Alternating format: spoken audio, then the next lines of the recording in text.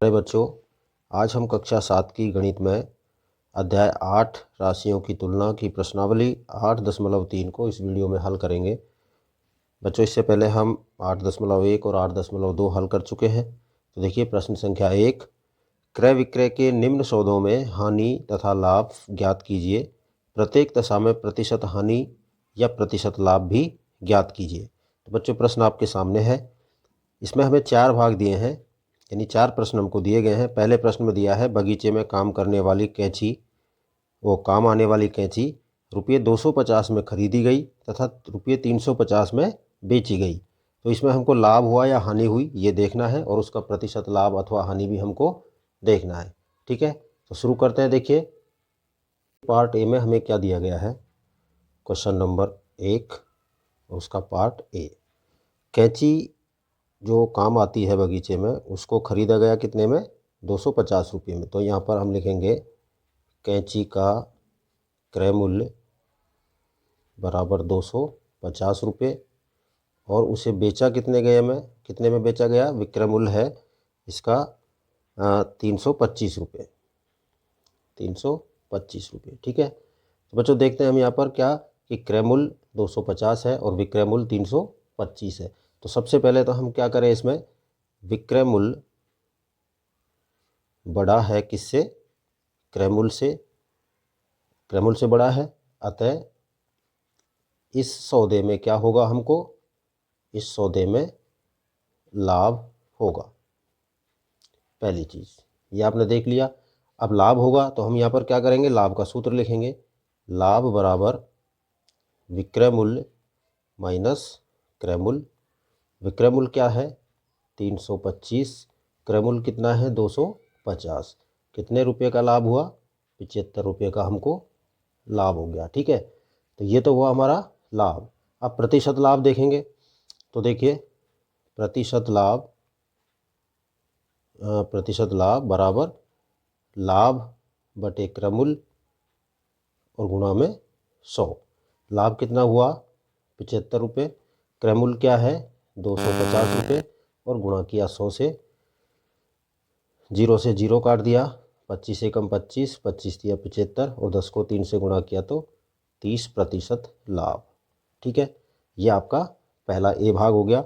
अब देखते हैं हम इसका भाग बी। भाग बी में क्या दिया है हमको, एक रेफ्रिजरेटर को रुपये 12,000 में खरीदा गया। ठीक है, तो यहाँ लिखेंगे हम रेफ्रिजरेटर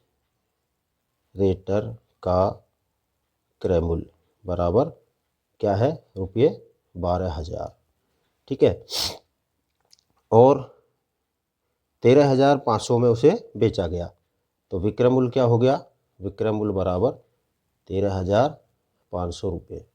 ठीक है, विक्रय मूल्य बड़ा अधिक है, क्रय मूल्य कम है, तो क्या होगा लाभ। अब इस लाइन को आपको लिखने की बार बार आवश्यकता नहीं है। ठीक है, तो हम क्या लिखेंगे, लाभ बराबर विक्रय मूल्य माइनस क्रय मूल्य।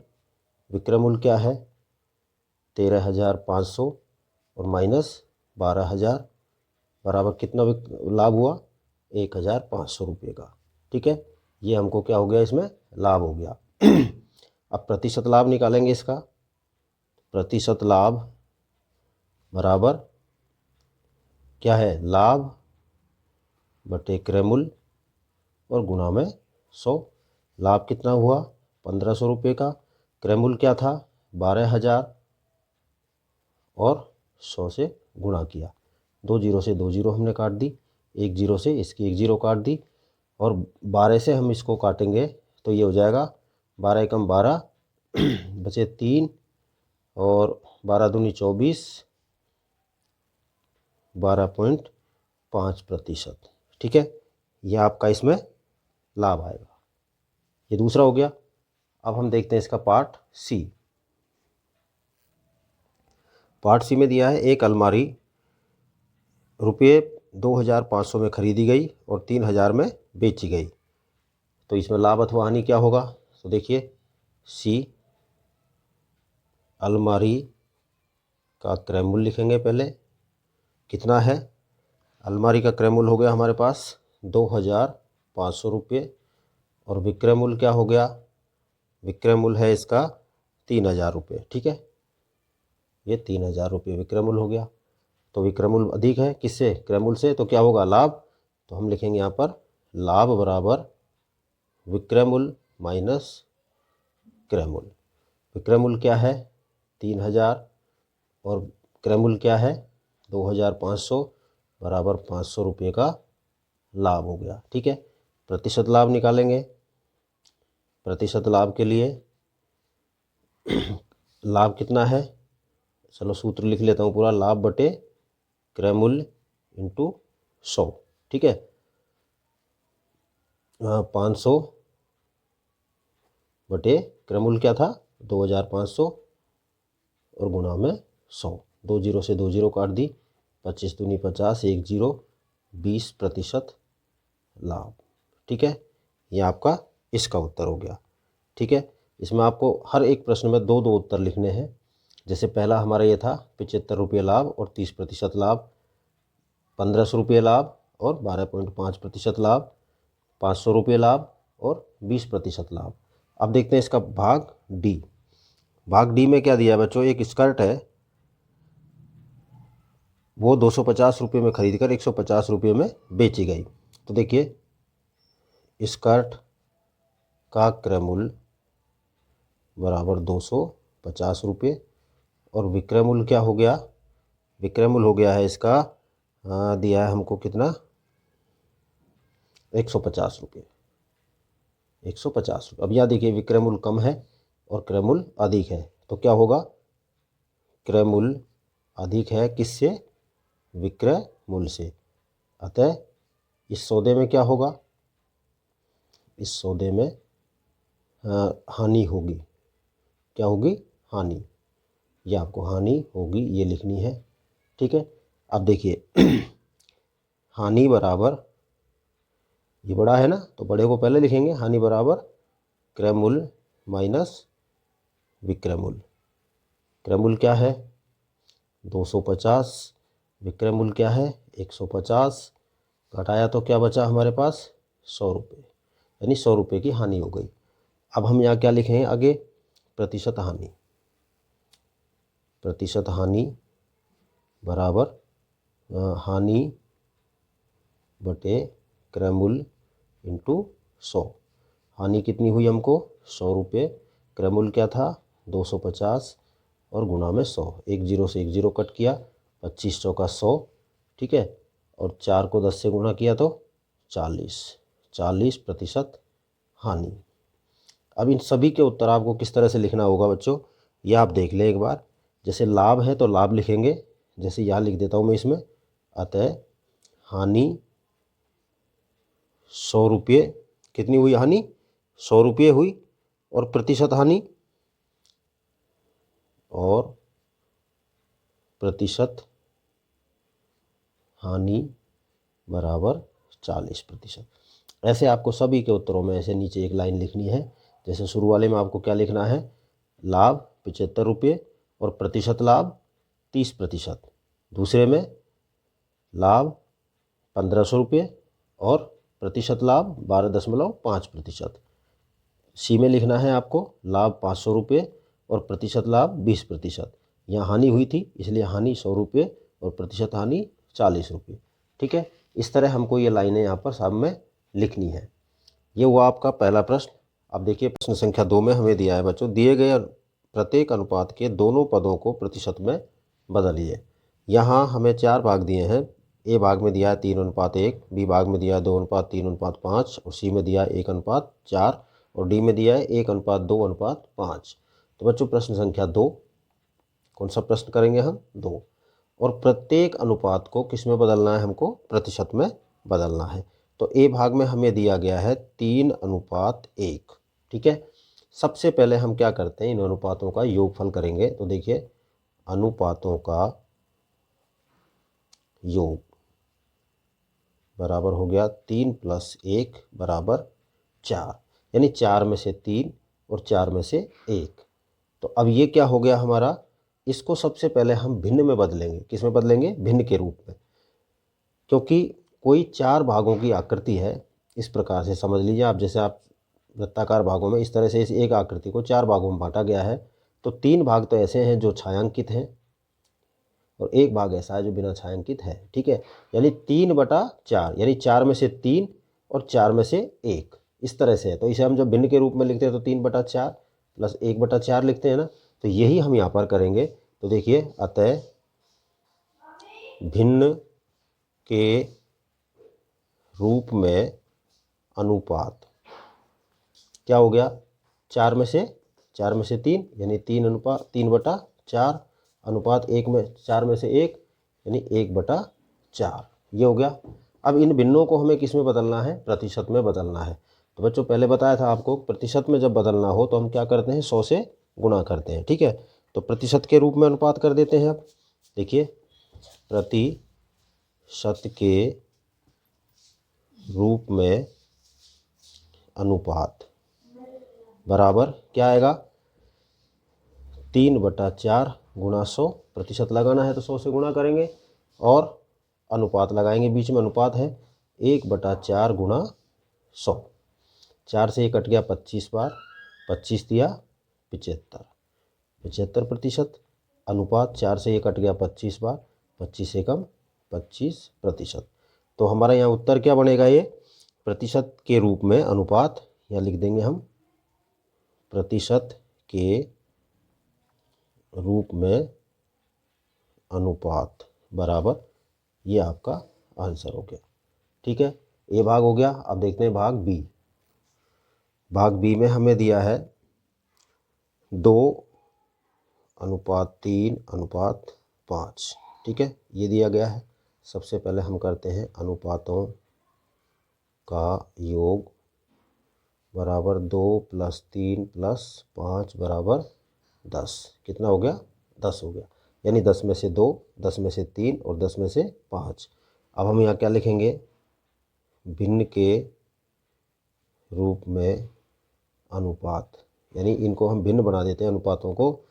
2/10 अनुपात 3/10 अनुपात 5/10, ये हो गया, भिन्न के रूप में बदल दिया। अब प्रतिशत के रूप में, प्रतिशत के रूप में अनुपात क्या आएगा, 2/10 गुणा 100 अनुपात 3/10 गुणा 100 और अनुपात 5/10 गुणा 100। सबके साथ लगा दिया, 10 से ये 10 बार कटा, 10 दूनी 20% अनुपात 10 से ये 10 बार काटा, 10 दिया 30%, 10 से इसको 10 बार काट दिया, 10 पंजे 50, बीच में अनुपात लगाना है 50%। अतः अनुपात वो प्रतिशत के रूप में, प्रतिशत के रूप में अनुपात बराबर, ये आपका आंसर हो गया। ठीक है, भाग सी। सी भाग में हमें क्या दिया है, 1:4, 1:4 दिया है। ठीक है, तो अनुपातों का योग कर देते हैं पहले। अनुपातों का योग बराबर 1 + 4 बराबर हो गया 5। ठीक है, अब क्या करें, भिन्न के रूप में अनुपात बराबर 1/5 अनुपात 4/5। ठीक है, प्रतिशत के रूप में अनुपात बराबर 1/5 गुणा 100 अनुपात 4/5 गुणा 100, 20 बार काटा, ये 20 बार काटा। ठीक है, 20 से कम 20% अनुपात 20×4 80%, यह आपका इसका उत्तर हो गया। आप क्या लिख सकते हैं, अतः प्रतिशत के रूप में अनुपात बराबर ये हो गया। ठीक है, अब चलते हैं भाग डी पर।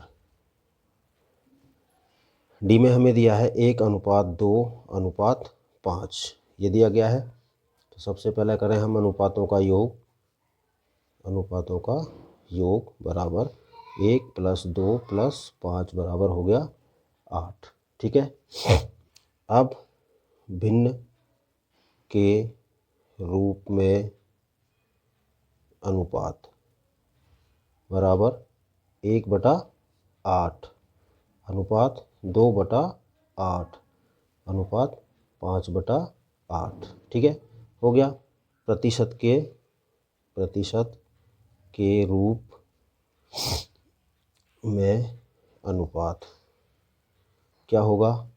1/8 गुणा 100 अनुपात 2/8 गुणा 100 अनुपात 5/8 गुणा 100। ये हो गया। सिंपल सी कैलकुलेशन करेंगे, काटेंगे इनको। तो देखिए 4 से इसको काटा हमने 2 बार, 4 से हमने इसको काटा 25 बार।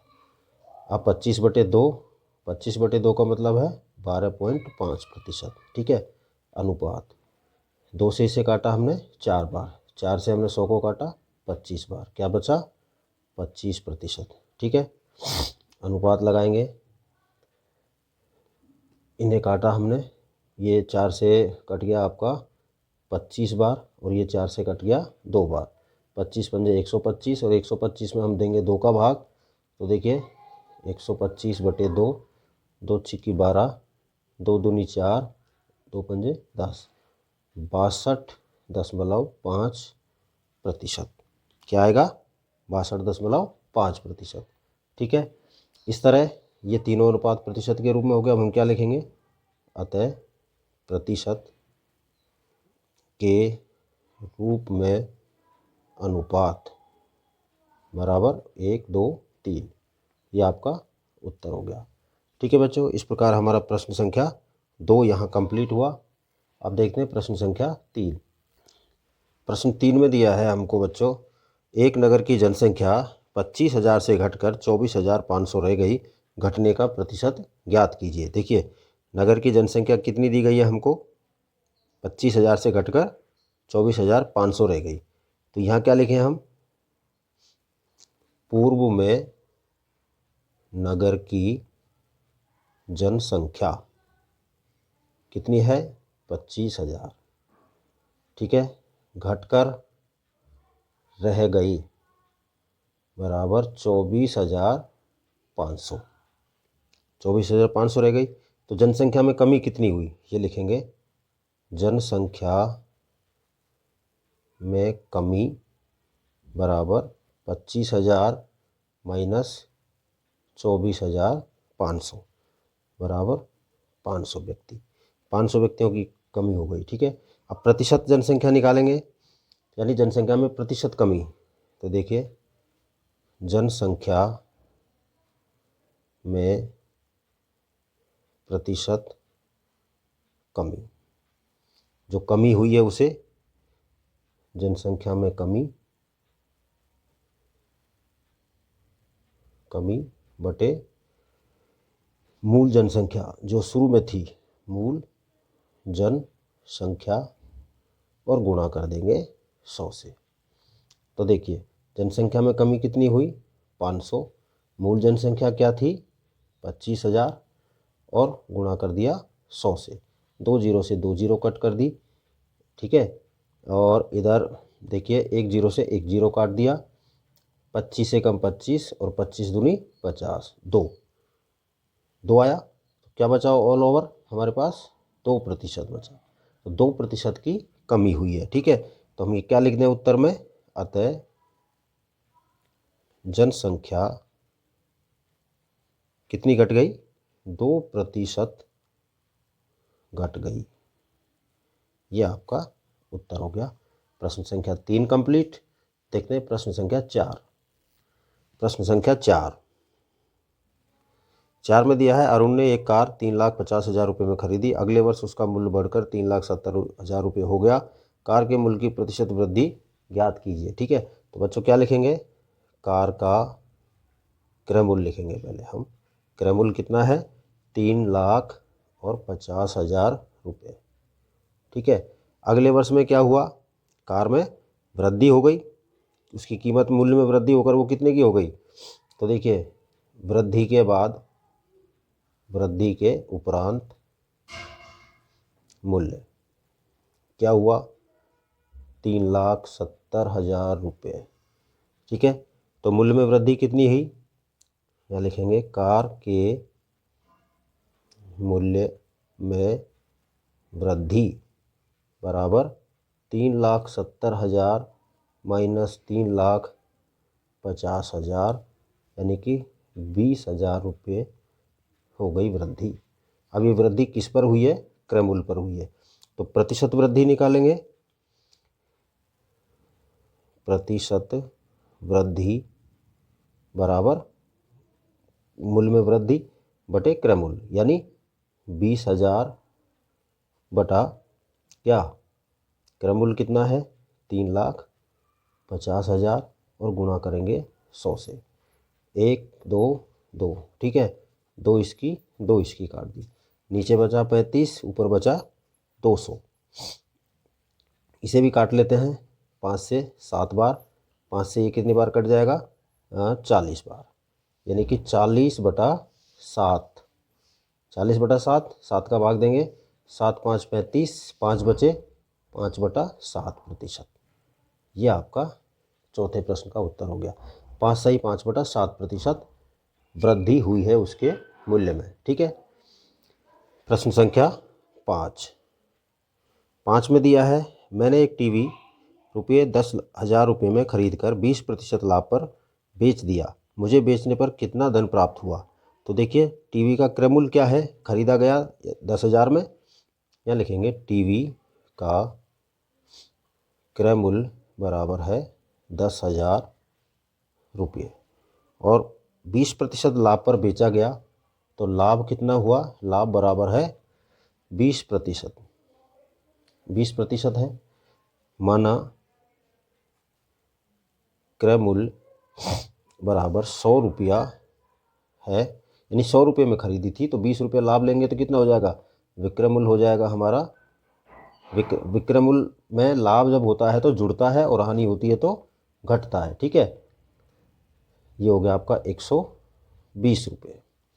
अब देखिए बच्चों, यहाँ पर हमारे पास विक्रय मूल्य 120 है और एक विक्रय मूल्य हमारे पास क्या है, 20% लाभ दिया है, विक्रय मूल्य नहीं है। क्रय मूल्य हमारे पास ये रहा एक और क्रय मूल्य हमारे पास ये रहा, तो हमें क्या निकालना है, विक्रय मूल्य। ठीक है, अब यहाँ पर क्या हुआ है, हमें लाभ हुआ है, तो हम क्या करेंगे, विक्रय मूल्य और क्रय मूल्य दोनों जो हैं, दोनों का हम यहाँ कंपेयर करेंगे। और देखिए ये हमने यहाँ पर मिला है हमको, क्रय मूल्य हमने 100 रुपये माना है और तो विक्रय मूल्य हमारा आया है 120 रुपये। अब देखिए इसके दो तरीके हैं करने के, या तो आप इस 10,000 का पहले 20% निकाल करके और इसमें जोड़ दें, इस तरह भी आपका आ सकता है। और अगर आप इस तरह नहीं करना चाहते हैं तो इसका एक दूसरा तरीका भी है कि 10,000 का 20% निकालें हम पहले। देखिए इस तरीके से करते हैं, विक्रय मूल्य लाभ कितना हुआ 20%। ठीक है, तो प्रतिशत लाभ देख लेते हैं हम इसमें, और 20% लाभ हुआ है ना, प्रतिशत लाभ बराबर है 20%। ठीक है, तो 20/100 गुणा 10,000, 10,000 का ये कर लिया हमने, ये 200 बच गया, 100 को 20 से गुणा किया तो हमारे पास आ गया 2,000। ठीक है, यानी प्रतिशत 20% कितना होता है 2,000। अब 2,000 को हम 10,000 में जोड़ दें तो क्या आ जाता है हमारे पास 12,000। तो देखिए विक्रय मूल्य बराबर लाभ प्लस क्रय मूल्य, यानी 2,000 प्लस 10,000 बराबर हो गया आपका 12,000 रुपये। एक तो हमारे पास तरीका है ये, दूसरा हम इसको, जैसे हमने ये माना क्रय मूल्य 100 रुपये है तो विक्रय मूल्य 120 रुपये, इसके आधार पर भी हम इसको कर सकते हैं। देखिए चूँकि जब क्रय मूल्य 100 रुपये है तो विक्रय मूल्य कितना हो गया 120 रुपये। जो ज्ञात करना होता है उसे हम राइट साइड में रखेंगे, इसलिए जब क्रय मूल्य 1 रुपया है तो विक्रय मूल्य बराबर 120/100, और जब क्रय मूल्य 10,000 रुपये है तो विक्रय मूल्य बराबर हो जाएगा 120 बटे 100 गुणा 10,000। ठीक है, 2 जीरो से 2 जीरो काट दी, 1 2 3, पहले आप 3 जीरो लगा लें और 12 को 1 से गुणा कर दें, 12 एकम 12, 12,000 रुपये। यह आपका इस तरीके से उत्तर आ जाएगा। ठीक है, दोनों में से आप किसी भी तरीके से कर सकते हैं, आप इस तरीके से कर सकते हैं, आप इस तरीके से भी कर सकते हैं प्रश्न को। ठीक है, अब हम चलते हैं प्रश्न संख्या 6 पर। देखिए, प्रश्न में दिया है, जूही एक वॉशिंग मशीन 13,500 रुपये में बेचने पर 20% की हानि उठाती है। उसने वह मशीन कितने रुपये में खरीदी, कितने में खरीदी थी, ये हमको निकालना है। तो देखिए, मशीन को बेचा गया है कितने में, 13,500 में। तो हम यहाँ क्या लिखेंगे, मशीन का विक्रय मूल्य बराबर है 13,500 रुपये। ठीक है, और हानि कितनी उठाई उसने, हानि हुई उसको 20%, 20% हानि हुई है। तो अभी इसमें हम बच्चों x मान के कर सकते हैं इसको, और हम क्रयमूल विक्रयमूल की विक्रयमूल मान करके भी इस प्रश्न को कर सकते हैं, जैसे हमने अभी 5वां प्रश्न किया है। तो देखिए, हम यहाँ क्या करते हैं, इसने पूछा है कितने में खरीदी, तो हम यहाँ क्या करेंगे, माना क्रय मूल्य x रुपये है। अब इस x पर उसको 20% हानि हुई है। ठीक है, और 20% हानि होने पर उसने कितने में बेची है, 13,500 में बेची है। ठीक है, तो हम क्या करेंगे यहाँ पर, देखिए प्रश्न के अनुसार हम क्या करें इसको, प्रश्न अनुसार x गुणा 20 बटा 100। तो देखिए, 20 से कम 20 और 20 पंजे 100, और ये हो गया आपका x बटा 5 रुपये। ये उसका क्या था, क्रय मूल्य था। अब इस क्रय मूल्य में से उसको हानि हुई कितनी, x 20%। ठीक है, जो 20% हमने ये ले लिया, इतना हो गया उसको। अब देखिए, तो हानि जब हम इसकी उसमें करेंगे, हानि को निकालेंगे, हानि उसको कितनी हुई है रुपये में, तो हम क्या करेंगे यहाँ पर, हानि बराबर x का हानि बराबर x का 20% बराबर ये हो जाता है हमारा 20 बटा 100, और गुणा में x, और बराबर में क्या आता है हमारा x बटा 5, ये आता है। ठीक है, इस तरह से हमको हानि हुई है। अब विक्रय मूल्य जब हमको इसको निकालना है, विक्रय मूल्य हमें दिया गया है, तो देखिए, विक्रय मूल्य बराबर क्रय मूल्य माइनस हानि। ये विक्रय मूल्य हमें कब मिलेगा, ये वाला कब मिलेगा, जब हमारे क्रय मूल्य में से हम हानि को घटा लें, यानी जितने में हमने उसको खरीदा था उसमें से जब हम हानि को घटा देते हैं 20% को, तो हमें क्या मिल जाता है, विक्रय मूल्य। तो विक्रय मूल्य तो हमें दिया गया है कितना, 13,500।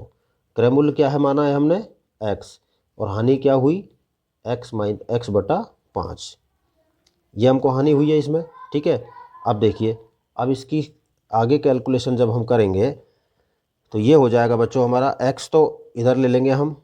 ठीक है, यानी यहाँ से हमने इन दोनों को क्लियर किया, तो देखिए 13,500 बराबर x में से x माइनस 5 करेंगे, तो ये 5x में से एक x गया, तो क्या बचा हमारे पास, 4x बटे 5, ये बच गया। अब x का मान निकालेंगे, तो x बराबर क्या हो जाएगा, ये इससे गुणा हो जाएगा, 4x हमारा इधर आएगा, या यह पहले कर दूँ, 4x बराबर कितना हो गया, 13,500 और गुणा में 5, तो x बराबर क्या हो गया, 13,500 गुणा 5 और बटे में 4। ठीक है, अब इनको काट लेते हैं, 4 से हम इसको काटेंगे, तो देखिए 4 तिया 12, कितने बचे, 15, और 4 तिया 12, बच गए आपके 4, और 4 एकम 4 तिया 12, बच गए 3, यहाँ बचा हमारा 4 तिया 12, 3 बच गए। अब ये हो गए बच्चों 30। ठीक है, 0 के साथ 30 हो गया, फिर 4 सत्ते 28, बच गए 2, 2 के बाद फिर 0 यानी 20, और 4 पंजे 20, 33, 75 बचे, और गुणा में बचा हमारे पास क्या, 5, ये 5 बचा। इन सबको हमने गुणा किया, तो देखिए 5 5 25, और 5 7 35 और 2 37, 3 और 5 दिया 15 और 3 18 और 5 दिया 15 और 1 16, 16,875 रुपये। तो ये 16,875 रुपये में उसने उस मशीन को खरीदा। तो हम यहाँ क्या लिखेंगे, अतः जूही ने मशीन कितने में खरीदी, वॉशिंग मशीन कितने में खरीदी, रुपये 16,875 रुपये में खरीदी। ये आपका इसका उत्तर हो जाएगा। ठीक है बच्चों, इस तरह हमारा प्रश्न संख्या 6 कंप्लीट। अब देखते हैं प्रश्न संख्या 7। प्रश्न संख्या 7 में हमें दिया है चाक पाउडर में कैल्शियम, कार्बन और ऑक्सीजन का अनुपात 10:3:12 होता है। इसमें कार्बन की प्रतिशत मात्रा ज्ञात कीजिए। और दूसरा पार्ट दिया है चाक की एक छड़ी में यदि कार्बन की मात्रा 3 ग्राम है तब उसका कुल भार कितना होगा। तो सबसे पहले हम इसका पहला भाग देखते हैं बच्चों। प्रश्न आपके सामने है। पहले भाग में हमें क्या पूछा है, चाक पाउडर में कैल्शियम, कार्बन और ऑक्सीजन का जो अनुपात है वो है 10, 3 और 12। तो प्रतिशत मात्रा ज्ञात करनी है इनकी। वही पिछले प्रश्न की तरह है जैसा हम दूसरा प्रश्न कर रहे थे। ठीक है, तो देखिए दिया गया अनुपात क्या है हमारे पास, दिया गया अनुपात ये हमें दिया है 10:3:12 ये दिया गया है। ठीक है, तो सबसे पहले तो हम यह क्या कर लें बच्चों, अनुपातों का योग कर लेते हैं। अनुपातों का योग हो गया हमारा 10 + 3 + 12 बराबर हो गया बच्चों 25। कितना हो गया, 25।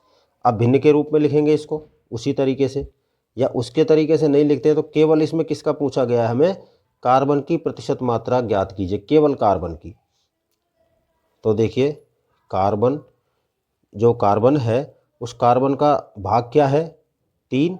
सबसे पहले तो हम लिखेंगे कार्बन का भाग 3 है, क्योंकि पहला क्या था कैल्शियम, दूसरा क्या था कार्बन। ये कैल्शियम, ये कार्बन और ये है ऑक्सीजन। तो कार्बन का भाग कितना है, 3। ठीक है, प्रतिशत में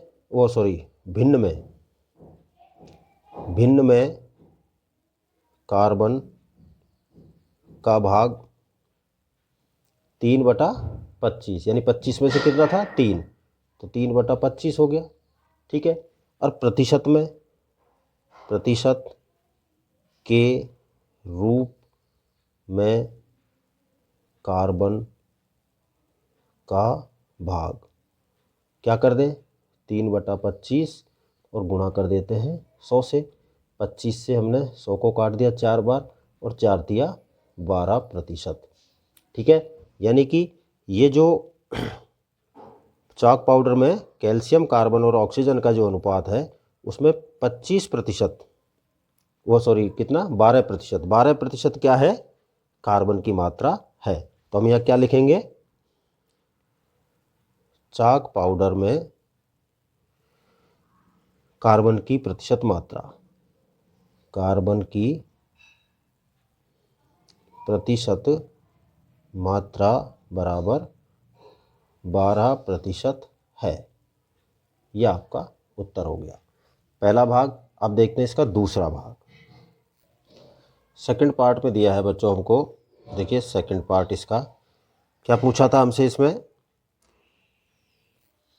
चाक की एक छड़ी में यदि कार्बन की मात्रा 3 ग्राम है तब उसका कुल भार कितना होगा। तो देखिए चाक की छड़ी में कार्बन की मात्रा क्या दी गई है हमको, लिख लेते हैं इसको। चाक की छड़ी में कार्बन की मात्रा बराबर है 3 ग्राम। कितनी दी गई है, 3 ग्राम दी गई है। ठीक है, अब हम क्या करेंगे, कुल मात्रा इसकी देखते हैं क्या है। तो सबसे पहले हम ये मान लेते हैं, माना और आगे भी है इसमें, कुछ आगे नहीं है। अब हम क्या करते हैं बच्चों, इसमें जो इसकी मात्रा है ना उसको हम मान लेते हैं x मान लेते हैं। क्या मान लेते हैं, x। तो देखिए माना चाक की छड़ी में चाक की छड़ी का कुल भार हम क्या मान लें, कुल भार बराबर x ग्राम है। क्या है, x ग्राम है। ठीक है, तो इसलिए x का कितना प्रतिशत, प्रश्न में हमको चाक का जो प्रतिशत है वो क्या दिया गया था, 10, 3, 12 था। तो 10 तो किसका था, कैल्शियम का, 3 किसका था, कार्बन का, और 12 किसका था, ऑक्सीजन का। ठीक है, तो यहाँ हम क्या करेंगे, कार्बन की जो मात्रा है वो 3 ग्राम दी गई है, तो उसे हम वहाँ क्या दिया गया है, 12। ठीक है, जब अभी हमने पहले भाग को किया था तो उसमें 12% आई थी, इसके कार्बन का भाग कितना आया था, 12%। ठीक है, ये 12% आया है। तो अब देखिए बच्चों, प्रश्न के अनुसार क्या हो जाता है हमारे पास यहाँ x का 12%, अतः x का 12% बराबर कितना है, 3 है, 3 ग्राम है। ठीक है, तो x का के स्थान पर गुणा और 12/100 और बराबर में कितना है, 3 है।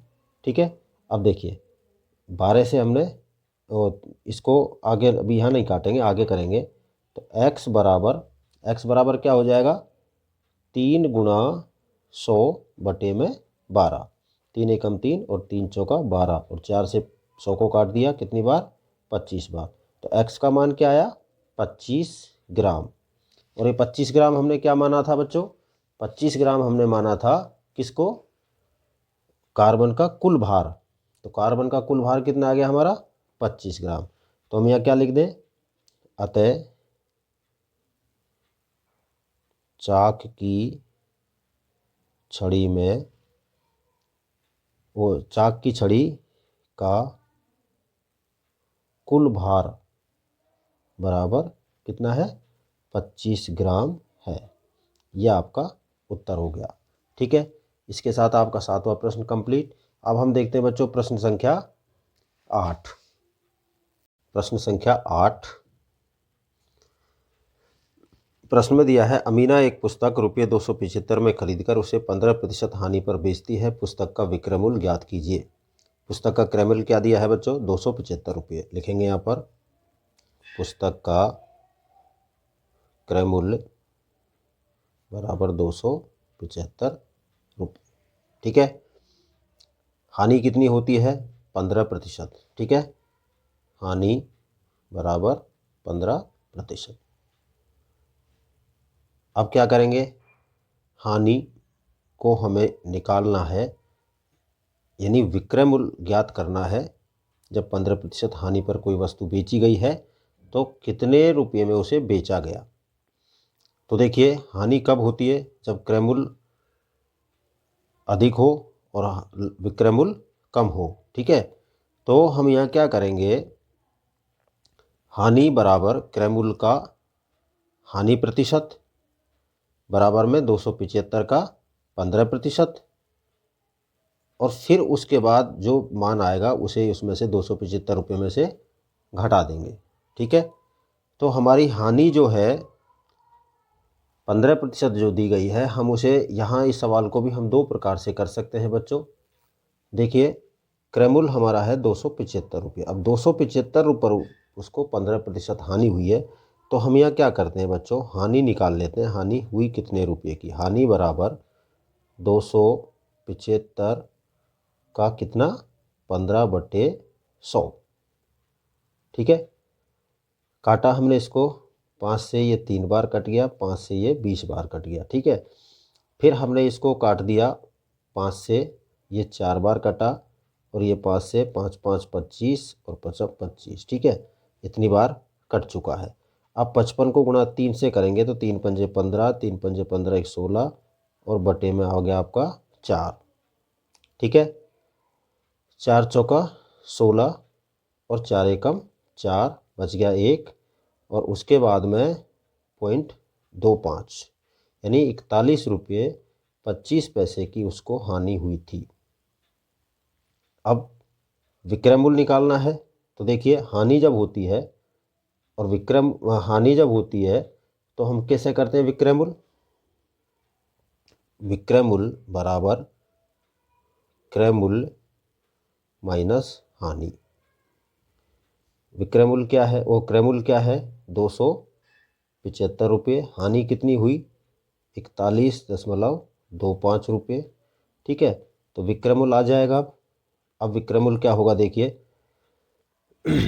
275 में से आप 41 रुपये 25 पैसे घटाइए तो 75, तो हमारा एक बच गया हमारे पास, और ये बच जाएगा 233 रुपये।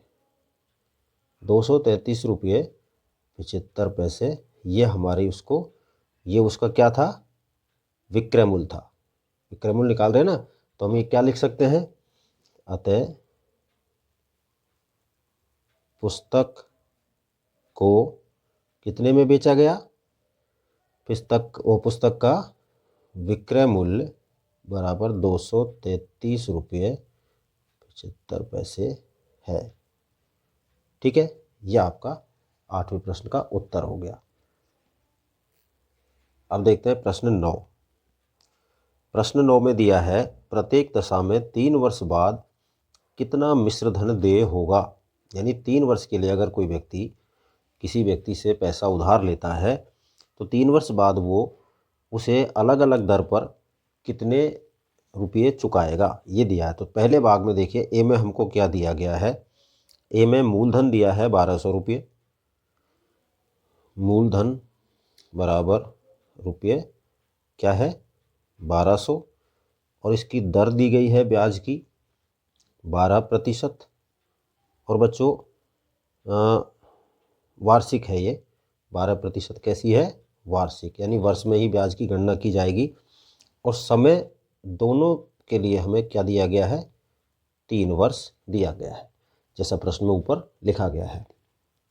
तो हमें साधारण ब्याज निकालना है। पहले देखिए साधारण ब्याज क्या होगा, इसका साधारण ब्याज का सूत्र है बच्चों P into R into T upon 100। अब यहाँ P क्या है, देखिए P है मूलधन। ठीक है, मूलधन को प्रिंसिपल यानी मूलधन, दर क्या है रेट यानी R, और टाइम T का मतलब टाइम क्या है समय यानी 3 वर्ष है। ये आपको ध्यान रखना है। तो यहाँ पर फिट कर देते हैं इनको, इनकी वैल्यू रख देते हैं यहाँ पर। साधारण ब्याज बराबर 1200 रुपये गुणा रेट क्या है 12, समय क्या है 3, और बटा में हमने किया 100। ठीक है, 2 जीरो से 2 जीरो कट कर दिया, 12 12 144, 144 को हमने 3 से गुणा किया तो 4 तिया 12 और 14 तिया 42, यानी 432 रुपये क्या आया है ये ब्याज। जब कोई व्यक्ति 3 वर्ष बाद पैसा चुकाने जाएगा यानी मिश्र धन लेकर के जाएगा, तो उस मिश्र धन में क्या होगा बच्चों, मूलधन होगा जो उसने उधार लिया था।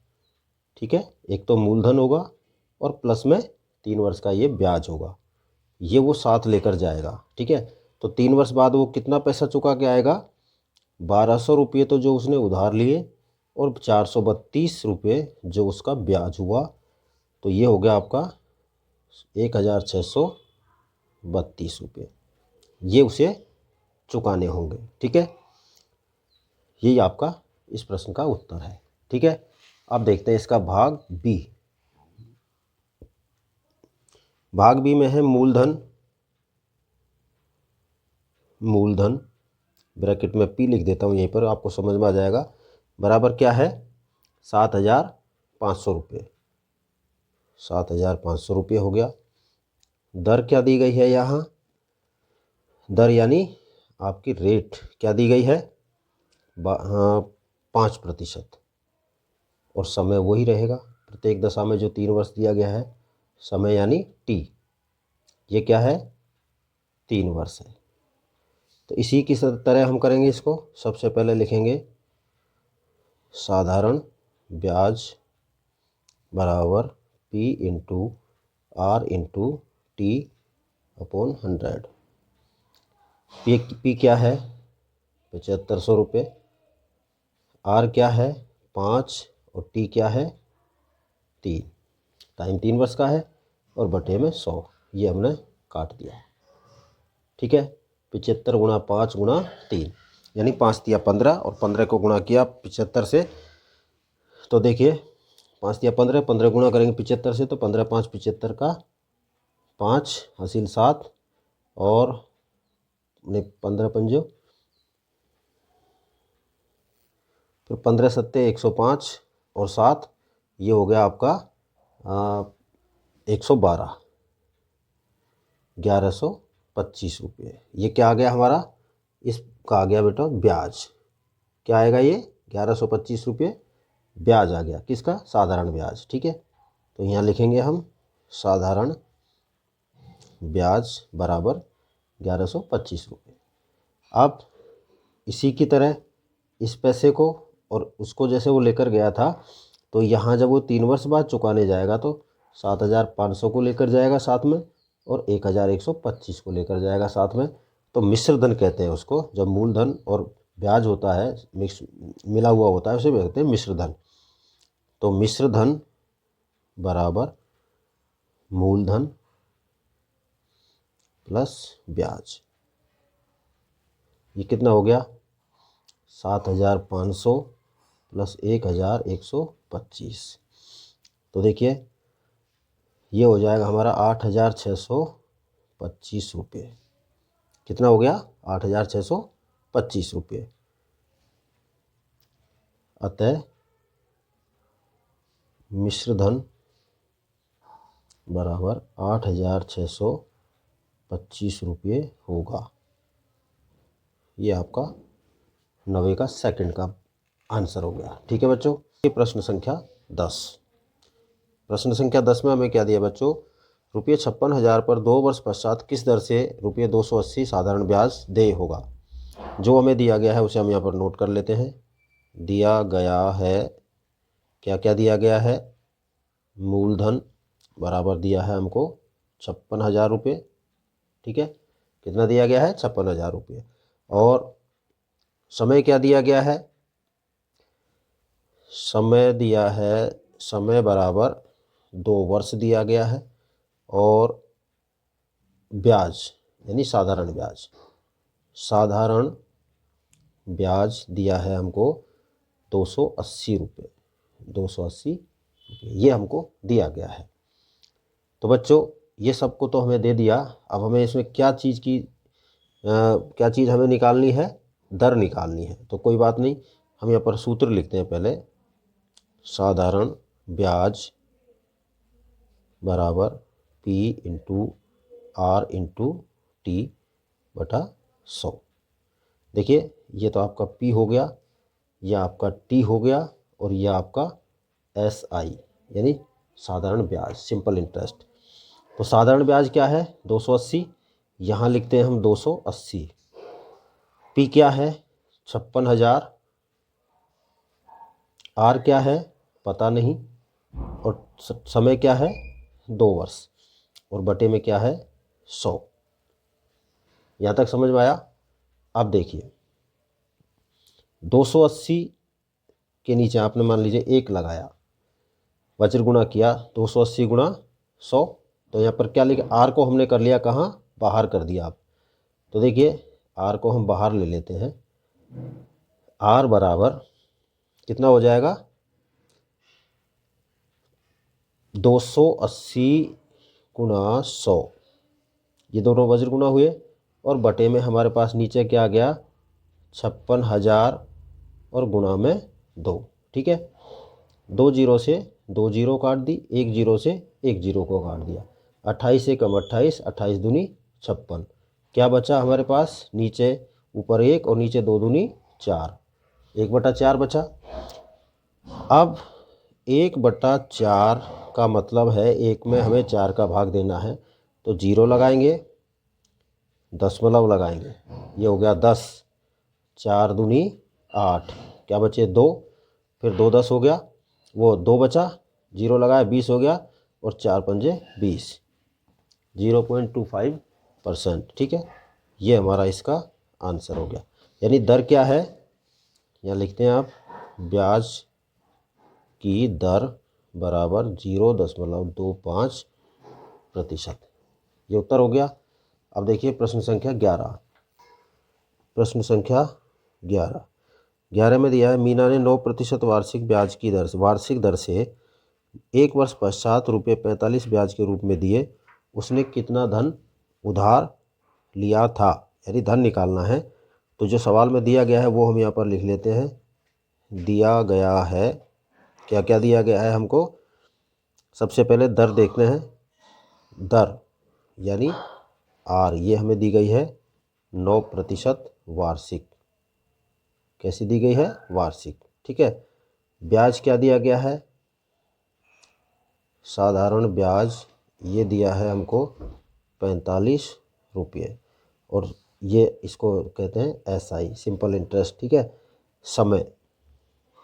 समय यानी T, ये दिया गया है 1 वर्ष। ठीक है। तो निकालना क्या है, इसमें हमको धन निकालना है, यानी मूलधन निकालना है। ठीक है। सूत्र लगाते हैं, साधारण ब्याज साधारण ब्याज बराबर P into R into T upon 100। साधारण ब्याज क्या दिया गया है, ये यहीं लिख लेते हैं, 45 रुपये। P क्या है, अभी ज्ञात नहीं है। R क्या है, 9%। समय क्या है, 1 वर्ष। समय 1 वर्ष है, और बटे में 100। ठीक है, ये हो गया। अब देखिए आगे इसको करते हैं, 45 गुणा 100। P को बाहर कर लिया, P हमने बाहर लिया।